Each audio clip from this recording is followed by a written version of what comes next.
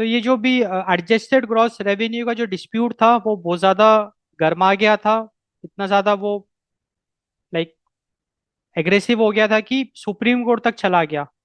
And finally supreme court ने इस dispute को रिजॉल्व किया थ्रू अ लैंडमार्क जजमेंट 2020 में।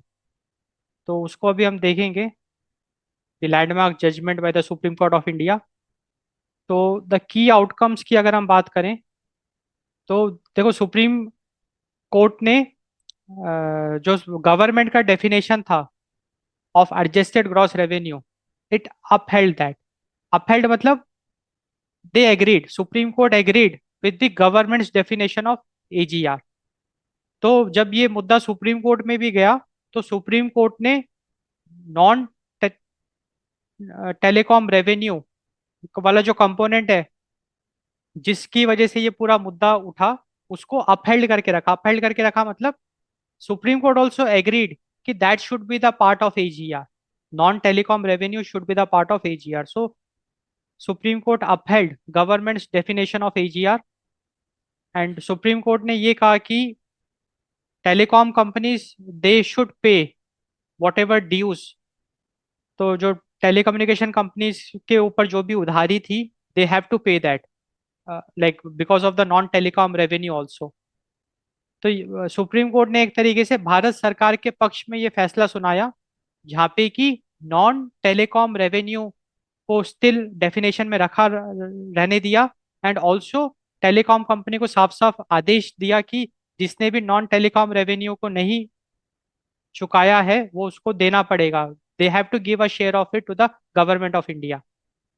एंड सुप्रीम कोर्ट ने ये भी अलाउ कर दिया कि जो पेमेंट्स है that that can be done in instalments over several years.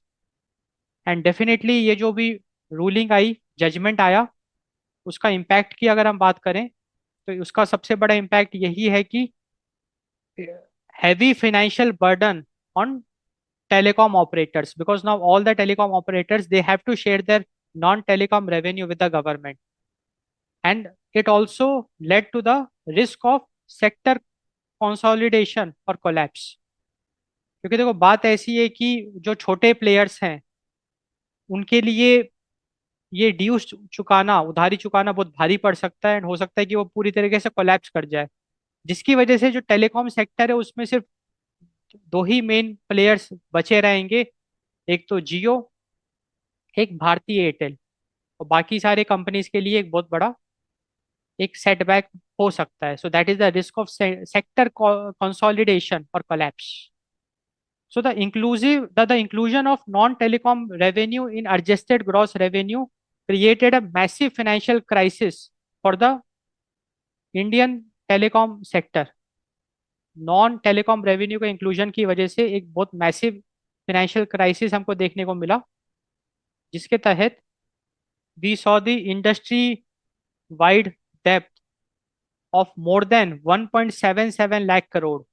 तो पूरे टेलीकॉम सेक्टर में जो कंपनीज है उस पे जो कर्जा था वो 1.77 लाख करोड़ से भी ज्यादा का हो गया, as early as of early 2026, जो कि एक बहुत बड़ा नंबर है।